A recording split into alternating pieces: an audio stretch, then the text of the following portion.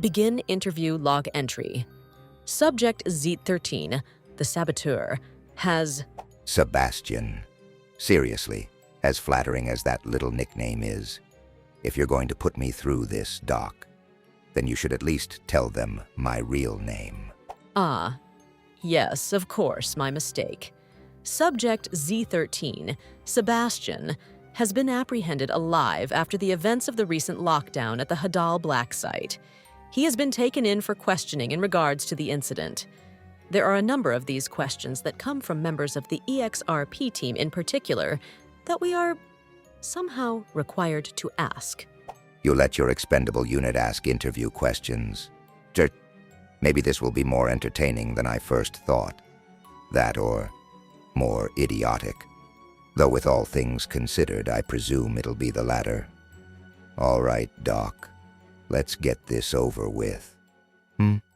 During the lockdown, what did you do during your spare time? Oh, mostly taking a look around the old place, looking for things some of you researchers misplaced in the frenzy. Documents, USBs, things of that like. Wouldn't want such valuable information to get lost, now would we? I became a collector of sorts, picking up little trinkets, flashlights, code breaches, medical supplies. Most I didn't need at the time, but you never know who might stop by. Why did you decide to assist the EXRP teams throughout their expeditions to retrieve the crystal? I like to consider it as a form of mutual exchange or symbiotic relationship. The expendables would give me any sort of documentation they had on them in exchange for things I had picked up around the site that they might find useful on their little expedition. The expendables then do what they do best. They die in an extreme and dramatic fashion. I then retrieve whatever they might have dropped, do it all over again when the next team drops in, and boom, profit. What did you plan to do with all of those black site documents? Wouldn't you like to know? It's apparent that a side effect of your mutations resulted in having your legs replaced by a large tail. How did this affect your mobility? How did you adapt? You get used to it after enough time. Obviously, I can swim faster than I can walk, slither, but that isn't to say I was slow by any means. Quite the contrary. I do have what I like to call phantom legs on occasion. Sometimes I couldn't imagine what it would be like to have legs again at all. Weird.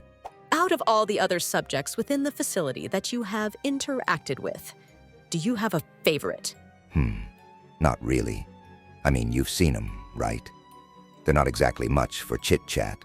Not to mention a lot of them have a lot of homicidal tendencies, though I suppose I related with the infestation the most before you slaughtered it. Deep down, I think we had a mutual understanding and acceptance that both of us weren't getting out of here alive. Freedom, it deserved this as much as I do. What abilities do your mutations give you? What? Are you serious? What do you mean you don't know? You all are the reason why I'm even like this in the first place. You mean to tell me you don't have a record of all the times you cut me open, took me apart, and put me back together? You didn't even bother to keep track of anything. All right, let's move on. Were the experiments performed on you painful? Painful? Were they painful? Oh, what could have given you that idea? If you had a chance to go back and do things differently, would you?